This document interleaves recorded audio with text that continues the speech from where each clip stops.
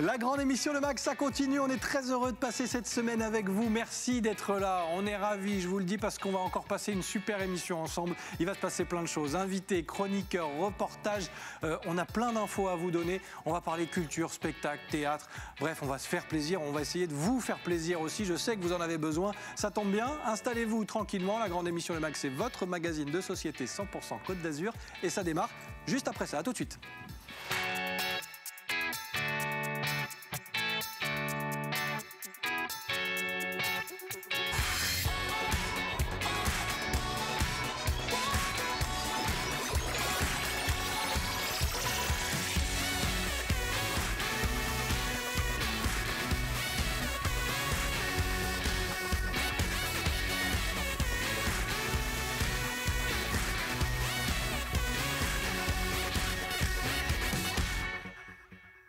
Nous sommes le mercredi 10 mars, vous regardez la grande émission Le Mag, merci d'être avec nous, c'est un plaisir de vous retrouver, installez-vous tranquillement parce qu'il va se passer beaucoup de choses aujourd'hui encore. Je ne sais pas si on aura le temps d'une émission pour tout développer, mais on va essayer, c'est promis. Avec au programme, regardez, notre invité du jour, Olivier Lejeune, comédien, humoriste, metteur en scène.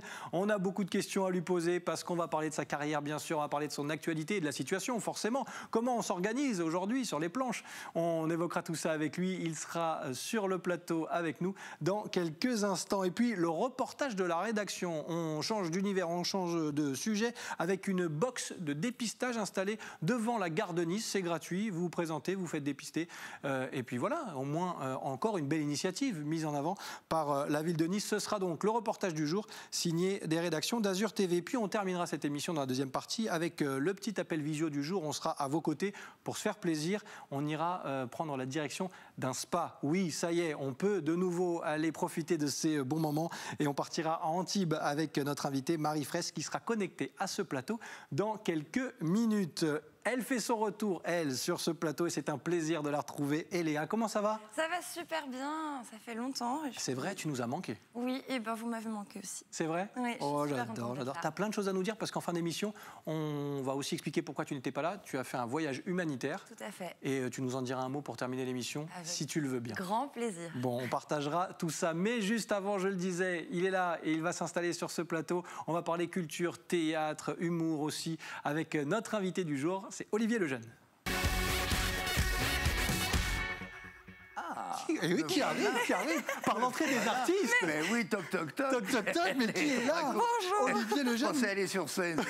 Ben oui, on reprend les bonnes habitudes. Oui. Et forcément, merci Olivier Lejeune d'être là. Soyez le bienvenu. Moi qui vous remercie mille fois. Bonjour Léa. Merci Voilà, et Léa, Olivier, voilà, on va passer une bonne émission ensemble, je le sais déjà, parce qu'on va parler culture, on va parler théâtre. Et forcément, je commence avec ça, parce que je le fais régulièrement avec nos invités, quel que soit leur domaine d'intervention. Comment ça se passe en ce moment? Est-ce qu'on arrive à jouer? Est-ce qu'on arrive à écrire? Est-ce qu'on arrive... C'est compliqué, hein? Oui, et alors je pense que compliqué est le mot de l'année 2020-21. C'est vrai, le nombre de fois qu'on le dit, c'est très compliqué. Oui, c'est vrai. Tout est compliqué. Je le dis 33 fois par émission. Voilà, on dit on n'est pas sorti de l'auberge, mais comme on ne peut même pas y entrer, il n'y a pas de sortie. C'est ça. Alors c'était samedi soir, donc il y a 3-4 jours, on a fait un streaming. Donc c'est une solution peut-être pour des artistes. Moi, ça faisait 4-5 mois que je n'étais pas remonté sur scène, depuis octobre.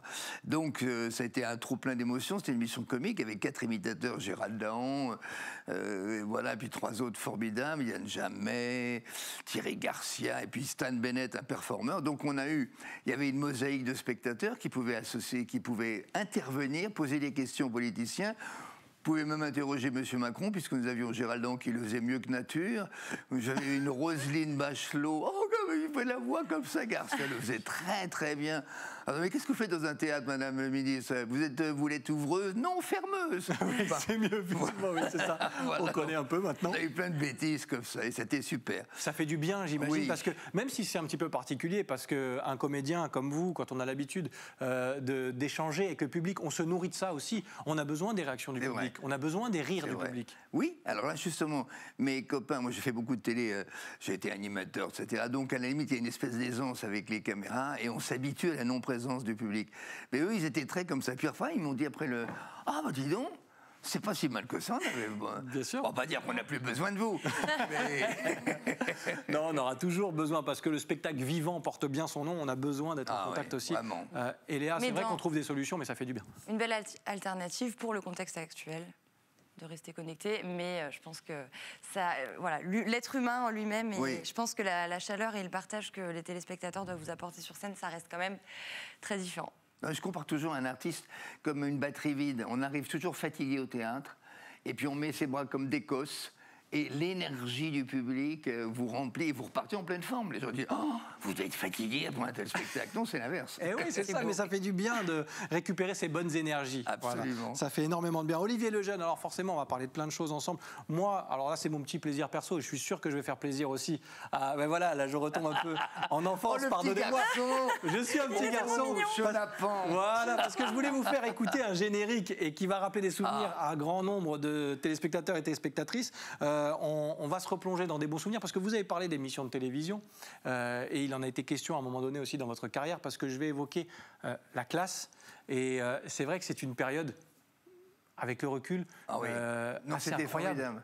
87-93, on est resté 7 ans quand même, et puis tous les jours, même après on avait même le dimanche soir d'antenne, 20h, 20h30, et il y avait une liberté de ton extraordinaire. Il y a plein de sketchs maintenant... Il y a des trucs qu'on ne pourrait plus jamais dire, on peut plus... Non, mais c'est vrai, il faut être très serré. Ah, bah voilà, mon petit Fabrice. Là, c'est une partie, c'est on va dire une période de la classe... Je suis le seul costumé. C'est ce que j'allais dire, vous êtes en haut. Oui. Et avec le recul, vous vous dites quoi? Qu'aujourd'hui, on pourrait refaire ce genre de choses à la télévision? Oui. Mais je trouve que ce serait d'ailleurs de nécessité publique qu'une chaîne comme France 2 ou France 3... bon, il y a eu l'émission de Ruquier, on ne demande qu'en rire, d'où sont sorties d'ailleurs plein de nouvelles têtes d'affiche. Et là, en ce moment, il n'y a rien. Donc j'essaye de... Ah ben non, je m'appelle Lejeune, et comme disait Guélux, tu fais plus que ton nom. Donc, donc oui, il y a un jeunisme, regardez, il est beau, il a caché son biberon derrière. Non, vous portez très bien votre nom, parce qu'honnêtement, vous n'avez pas bougé, cher Olivier. J'essaye. Non, mais c'est incroyable, on dirait Vincent Perrault, c'est pareil. Ah oui, c'est vrai, Perrault. Mais c'est vrai, il ne vieillit pas non plus, Vincent vrai, Perrault. oui. C'est quoi votre secret? C'est pas possible. Non, j'essaye de vitamine C, vitamine D. En plus, c'est très utile en ce moment. Et tout à fait. Puis, voilà, je surveille mon poids, je fais le yo-yo. Ben oui, une vie presque normale, quoi, finalement. On essaie de s'adapter, bien sûr. Olivier Lejeune, on va parler théâtre, on continue, bien sûr. Et on va revenir sur tout ce que vous avez pu faire ou ce que vous faites encore actuellement. Et dans cette émission, il y a un petit quiz pour piéger notre chroniqueuse du jour. Vous allez me faire piéger par madame? C'est surtout elle qu'on va piéger. C'est le titre de ma prochaine pièce. Ah ben voilà. On va piéger Eléa, puisque des indices vont s'afficher, et derrière chaque indice, une info qui concerne Olivier Lejeune. À toi de trouver de quelle info on parle. C'est pas forcément très facile, mais ça se trouve. Je gagne quoi à la fin? Alors, toute ma reconnaissance, voilà, et peut-être celle d'Olivier aussi. Je l'espère. C'est alors. déjà un sacré cadeau. Premier indice qui va s'afficher dans l'écran. Ah oui, Rabbi Jacob. Rabbi Alors là, vous avez pris la femme du rabbin. Oui, j'ai vu. J'ai vu, c'est sa femme. Je viens de le voir à l'instant. Rabbi Jacob, vous avez tourné dans ce film en Oui, tant alors j'étais qu'acteur. encore Le premier peut-être film au conservatoire. J'étais au conservatoire, et puis Margot Capelli, qui était la plus grande directrice de casting du cinéma, était venue chercher. C'est un tout petit rôle, hein, vous éternuez au moment où je passe, ça veut dire bah voilà. Là. Et puis il n'y a plus personne, Xavier Gélin. Quand je vous dis que vous n'avez pas changé. On va quand même un peu. Mais je ressemble à mon fils maintenant. Mon fils me ressemble, pardon. Oui, voilà. Je vois la gueule de mon fils, donc je lui dis regarde comment tu seras plus tard. Voilà. Bon. Mais c'était un merveilleux souvenir. Et alors surtout peut-être une des plus grosses déceptions, mais comme je suis très bon joueur et d'un naturel joyeux, après avoir rencontré Louis de Funès sur ce tournage, nous étions plus que 2 après un casting énorme pour la soupe aux choux. Et comme j'étais mince et comme ça, je ressemblais beaucoup plus au personnage de la soupe aux choux de René Fallet. Et donc pendant 8 jours, le producteur Christian Fechner, j'étais le chouchou de Louis de Funès. Il disait non, je veux... C'est beau. Et puis bon, c'est mon copain du conservatoire, bien sûr, Jacques Villeray, qui a été pris. Donc voilà. Mais c'est vrai que pendant une semaine, vous êtes comme ça, un tournage, un premier rôle avec Jean Carmet. C'était vraiment très marrant. Puis j'avais commencé à apprendre à lâcher des vents, parce que dans le film, il y a une grosse séquence avec les vents. Bien sûr, toujours un peu de classe et de poésie, bien évidemment. Mais en même temps, c'est ce qui a fait aussi le succès du film. C'est aussi pour ça que ça a cartonné, forcément. On continue d'évoquer plein de choses encore avec avec Olivier Lejeune et ce quiz donc pour Eléa. Tu t'en sors bien pour l'instant. Non, tu t'en sors très très bien. Bravo. Attention, là, on va parler d'autre chose. Tu vas me piéger, je le sais. Deuxième indice. Allons-y. Ah, mémotechnie. Alors, je sais que par rapport, quand vous faites des spectacles, vous utilisez cette technique de temps en temps. Ça fait partie de votre particularité, on va dire. En fait, plus que ça, vous donnez même des cours, je crois. Enfin, je donne des cours en visioconférence. Bravo, mais il est bien renseigné. Quelle équipe! On travaille un petit peu de temps en temps. C'est le Mossad. Et donc, non, tout à fait. À l'âge de 7 ans, je suis tombé sur un livre comme ça qui avait les prémices de cette méthode que je n'aime pas inventer du tout. Une méthode que les Grecs, les Romains, 2500 avant Jésus-Christ, pratiquaient déjà dans les temples. Voilà. Et puis après, il y a eu des grands professeurs de mémoire jusqu'au XVIIe siècle. Il y a un moine allemand qui s'appelait Gregor von Finek qui parcourait toutes les universités et il était attendu. En fait, il faut apprendre à apprendre. Et la méthode, elle est toute simple, si on devait la résumer en 2 mots, visualiser, associer. Donc, j'ai écrit 2 bouquins chez Hachette, j'ai vraiment quelques disciples, et grâce à cette mémoire, bien sûr, je donne des cours, mais j'ai pu, par exemple, Robert Lamoureux est tombé malade un lundi, il jouait, si je peux me permettre, sa dernière pièce avec Jacques Balutin, on m'a téléphoné, je donnais mes cours en Suisse à Lausanne, reviens vite. Je suis arrivé à 23h30 sur le quai de la gare, la directrice du théâtre m'a donné le manuscrit. Demain, c'est ça? Enfin, c'était le lendemain? Non, elle me dit, tu peux pas jouer demain. Je suis si. On s'enligne. Donc, dans la nuit, à 7h du matin, j'avais tout mis là. J'ai pris un petit cachet pour dormir parce qu'il faut une petite couche de sommeil, ça aide, c'est comme un petit peu de lac. Et puis, voilà, 5-6 heures, je suis allé au théâtre. Mais j'ai fait la même chose qu'une pièce de Monterland dans la même journée. Enfin, voilà. Donc, La ville dont le prince est un enfant. Mais c'est vrai que c'est un jeu. Et quand j'apprends un rôle, là, j'ai eu la chance de jouer du Guitry il n'y a pas longtemps avec des grandes tirades. Et bien, moi, quand j'ai fini d'apprendre, je suis comme un boulimique. C'est comme si il en faut encore. On me retirait encore. Oui, je comprends. Est-ce que concrètement ça ressemble à quoi? Parce que vous l'avez dit, il faut visualiser. Oui. Alors, si on doit donner un petit exemple. Je sais pas. Donnez-moi 2 phrases qui se suivent. 2 phrases qui se suivent. Hier matin, je suis allé à la boulangerie. J'ai croisé mon ami Gérard, le garagiste. Bon, alors, hier matin, je suis allé à la boulangerie. Alors, la difficulté, souvent, quand on a plusieurs phrases, c'est d'enchaîner les 2 idées différentes. Oui. Alors, boulangerie, j'ai croissant. Donc, je vais me dessiner un petit croissant sur mon manuscrit. Vous verriez, mes manuscrits, c'est que des hiéroglyphes, même sans photo. C'est ce que j'allais dire, c'est presque une BD, quoi. Alors, je donne des cours aussi, par exemple, à Jean-Luc Reichmann, quand qui jouait des pièces au théâtre, etc. Donc, quand j'arrive pour le il sait que si la phrase commence par si, il fait une petite si. Donc, on associe l'idée précédente à la suivante. Bon, mon copain garagiste, j'ai boulangerie.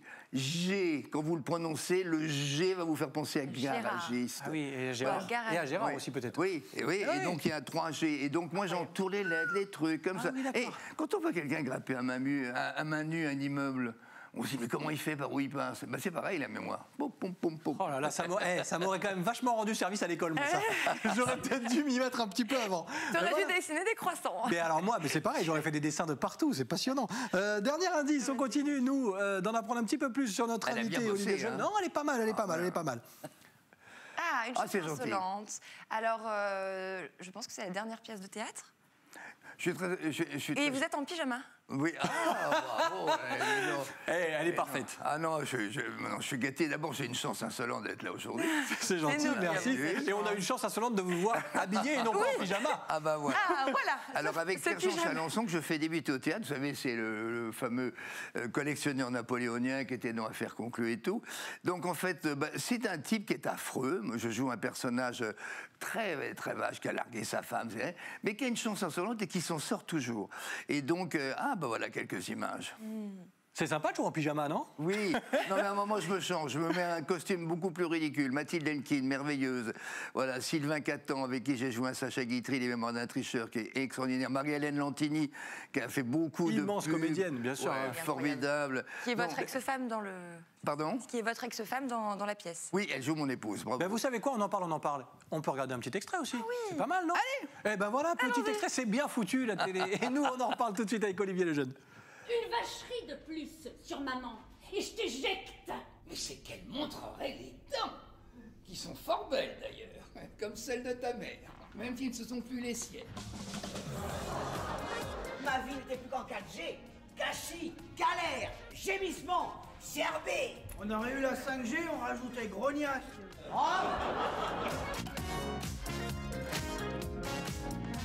Mais alors moi, pourquoi tu m'as jamais peint? Je ne fais pas les natures mortes. T'es dur. Tu ne l'étais plus. Je suis comme ça, j'ai des talents cachés. Oh, caché, certains sont bien visibles. Les filles naissent dans les roses, les garçons dans les choux. Mais chez Modeste, ils sont tous ni roses ni choux. Et les porte-bonheur, c'est efficace? Une patte de lapin. Oh, surtout pas malheureux. J'ai connu un chanteur d'opéra qui avait une patte de lapin dans la poche de son pantalon. Un chien l'a flairé, il s'est jeté sur lui. Et ben, de baryton, il est devenu castrat.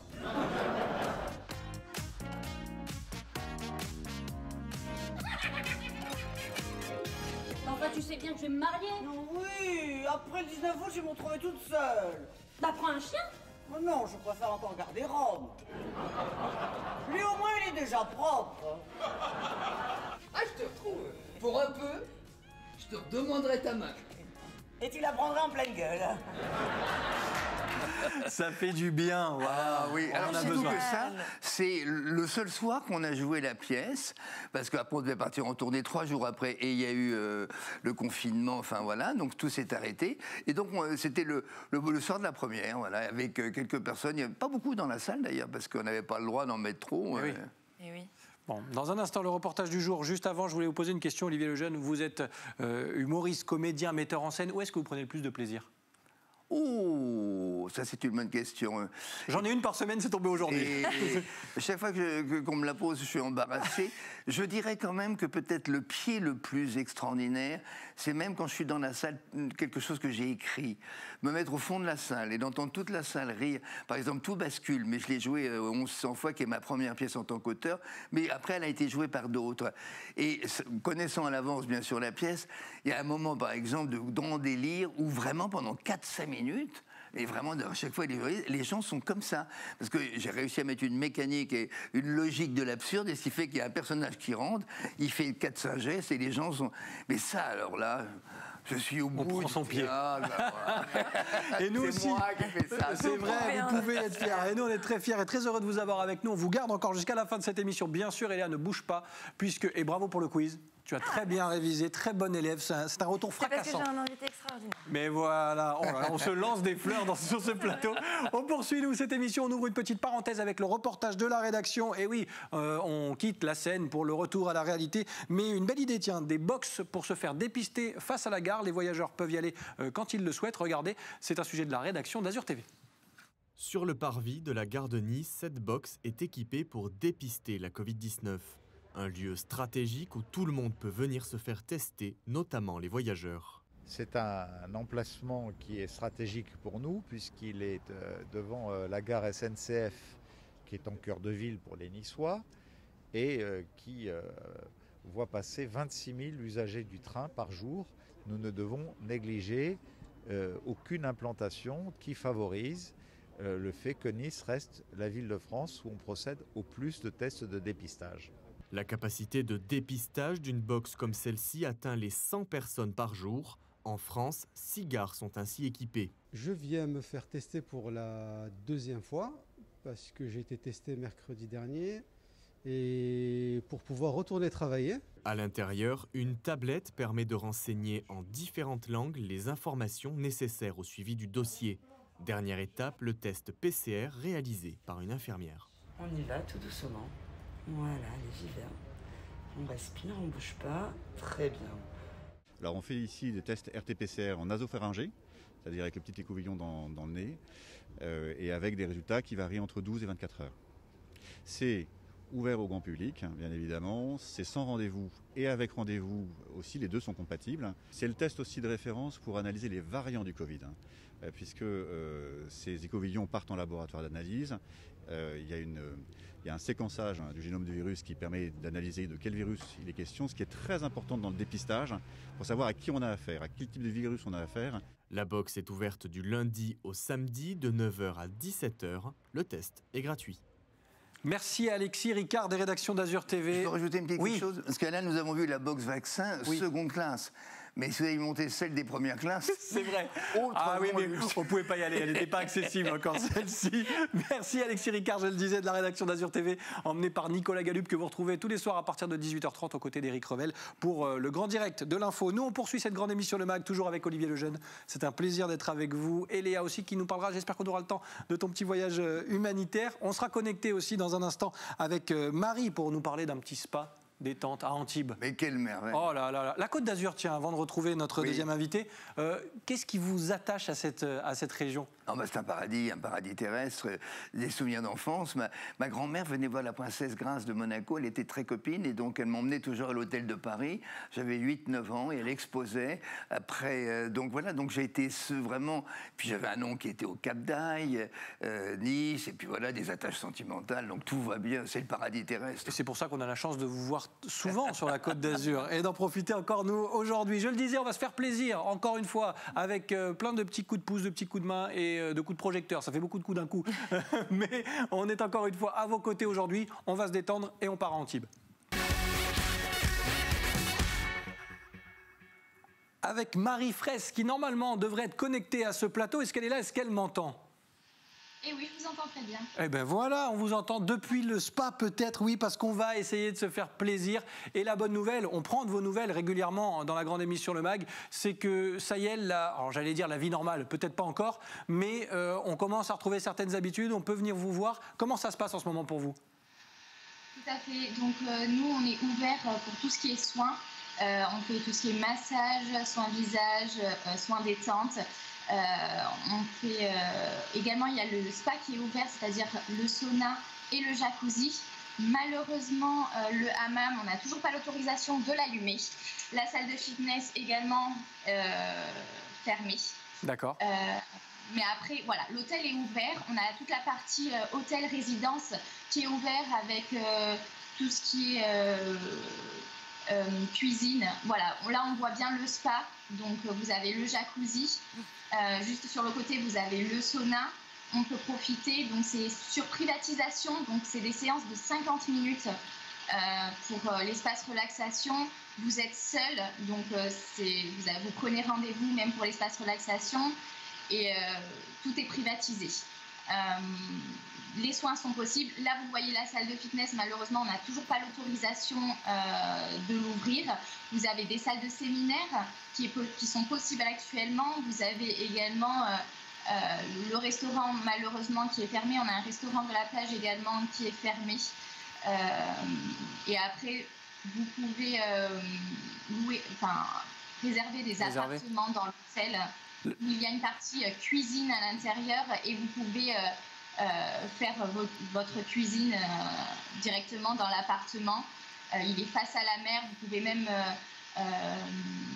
prendre des plateaux de coquillages juste à côté. Vous avez des restaurants qui sont peuvent livrer, bien sûr, oui. Voilà, tout à fait. La bonne nouvelle, c'est qu'à l'image des comédiens dont on parlait tout à l'heure, vous adaptez aussi et en respectant toutes ces règles, évidemment, parce qu'on le rappelle, on peut venir, mais il faut privatiser et tout le protocole sanitaire est bien évidemment respecté. Hein. Exactement, tout à fait. On nettoie vraiment entre chaque client, c'est désinfecté, nettoyé. On prend moins de clients que d'habitude, malheureusement, mais parce qu'il y a également le couvre-feu qui est à 18h. Et oui. On est ouvert de 10h à 18h pour ce qui est le spa. Les clients de l'hôtel, ils ont également accès à l'espace relaxation, mais c'est toujours pareil, tout est vraiment privatisé. Hein. C'est des séances de 50 minutes, c'est réservé pour vous, donc vous pouvez enlever le masque dans la salle une fois qu'on est parti, et vous n'avez plus de contact, et nous, on nettoie tout, on désinfecte tout entre chaque client. Bon, toutes les infos sur hôtelroyalantibes.com. Merci, parce qu'on avait envie de se faire du bien, et nous, on va réserver, on va privatiser aussi. On viendra avec Olivier, Léa, on viendra passer une petite séance spa détente. Voilà, c'est fait. Merci beaucoup en tout cas, Marie.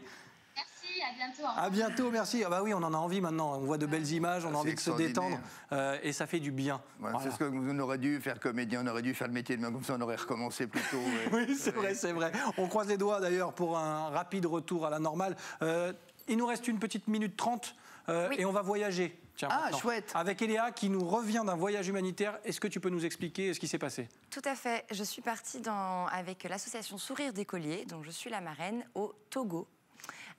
pour distribuer des fournitures scolaires, matériel scolaire, pour rénover également une école et pour creuser 6 puits, donc apporter l'eau potable aux collégiens à 40 km de la capitale de Lomé. Donc voilà, cette association, voilà, on voit quelques photos. On a rencontré les enfants, les familles, on a été très bien accueillis. Ils m'ont beaucoup enrichi, ils nous ont enrichis par leur sourire et leur joie de vivre, alors qu'ils ont au quotidien un minimum syndical. Ça fait du bien, des fois, de se remettre un peu à sa place. C'est parfois un peu violent émotionnellement, mais ça fait beaucoup de bien de relativiser sur on est européen, on vit quand même dans un luxe de vie, on a un privilège de vie. Voilà, qu'ils n'ont pas. En tout cas, on leur a apporté beaucoup de choses. On a accompli l'intégralité de la mission et on continue de récolter des fonds pour le Sénégal cette fois. Bravo, c'est super. Elle est parfaite, je vous le dis, elle est parfaite. On creuse les puits. Très belle initiative, c'est pour ça qu'on voulait en parler et terminer cette émission avec ça, pour encore une fois apporter beaucoup de sourires et beaucoup d'infos positives, on en a besoin. Et cette émission, elle était pleine de sourires aussi avec vous, Olivier Lejeune. Merci d'être passé sur notre plateau. C'était un bonheur. Et vous êtes ici chez vous, vous revenez quand vous voulez. Oh, Jacques Martin qui est revenu. Formidable, il n'y a pas de perdants, il n'y a que des gagnants. Dino de la Doca. Merci beaucoup, Olivier Lejeune. On va surveiller le retour sur scène très vite, on l'espère, on croise les doigts. Merci beaucoup. Et on sera là pour vous surveiller. Merci beaucoup. Merci Eléa. Tu reviens toi aussi très vite sur le plateau de la grande émission Le Mag. Merci de votre fidélité. Nous, on est là du lundi au vendredi à partir de 18h. Je vous souhaite de passer un très agréable moment sur nos antennes. Et je vous dis à demain. Bye bye. Wow.